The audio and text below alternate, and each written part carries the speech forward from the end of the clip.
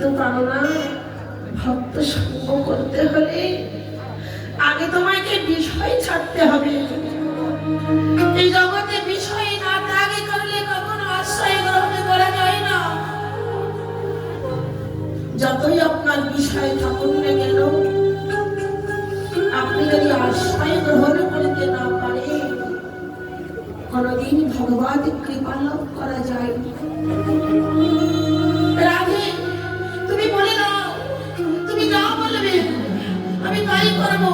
কৃষ্ণ বলে কারার জন্য যদি আমার বিষয়ে বৈভব, আমার ঐশ্বর্য ত্যাগী করতে হয়, আমি তাই করবো। তবু চাই আমি ভক্তের চরণ ধুলি অঙ্গে বাঁধবো, সঙ্গ করবো।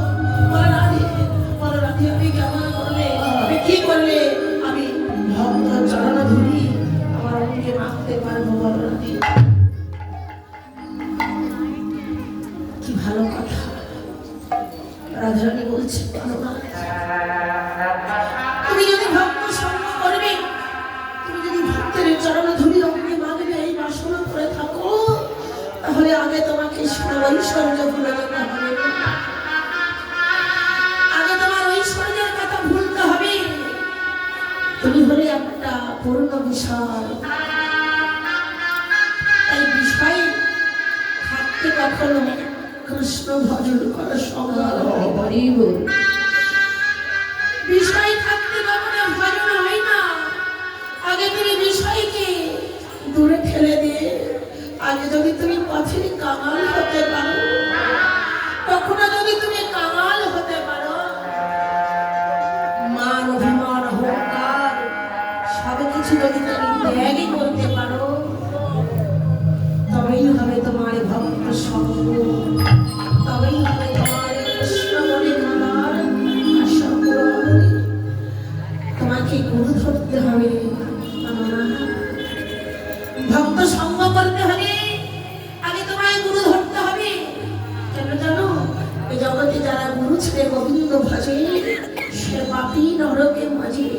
তাই গুরু ধারণ করে গুরুই বলবেন কোন পথে গেলে তোমার কৃষ্ণ ভক্তি অর্জন হবে। সঙ্গে সঙ্গে প্রাণে গোবিন্দ আমার রাধারানীর চরণে আসলে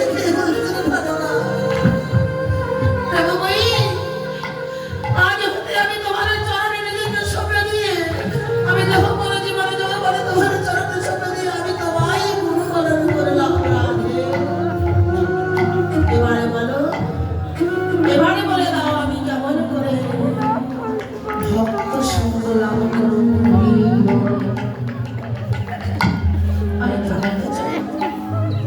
আমি এই বৃন্দাবনে, আমি এই ঐশ্বর্যে আমি থাকতে চাই না। রাধে, যেখানে আছে কৃষ্ণ বলা ভক্ত, যেখানে আছে হরি বলা ভক্ত, যেখানে আছে এই কৃষ্ণ নামে পালন করা ভক্তগণ, আমি সেখানেই যাব।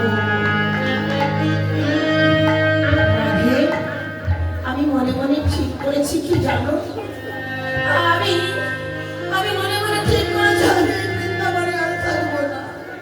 আমি বৃন্দাবনে থেকে ভজন সাধন থেকে বঞ্চিত হলাম। তাই বৃন্দাবনে আমি ত্যাগ করে, আমি বৃন্দাবনে ত্যাগ করে আমি সুধাম নদিয়ার মাঝে যাবো। আমার মনে অনেক ভেবে দেখলাম, ভাবিয়া দেখিল মনে তোমারই স্বরূপ বিনে এ বাসনা পূর্ণ কবু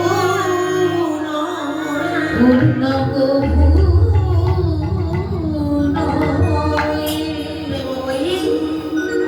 আমি অনেক ভাবলাম ঠিকই, কিন্তু তুমি ছাড়া আমার এই বাসনা কোনোদিন পূর্ণ হবে না। তুমি কৃপা করো রাই, তুমি বলে দাও আমি কেমন করে সাধুগুলো বৈষ্ণবের বাজারে যাবো, কেমন করে চরণ ধুলি মাখবো, তুমি বলে দাও। আমি যাবো। রাধারানী বললেন পারো না।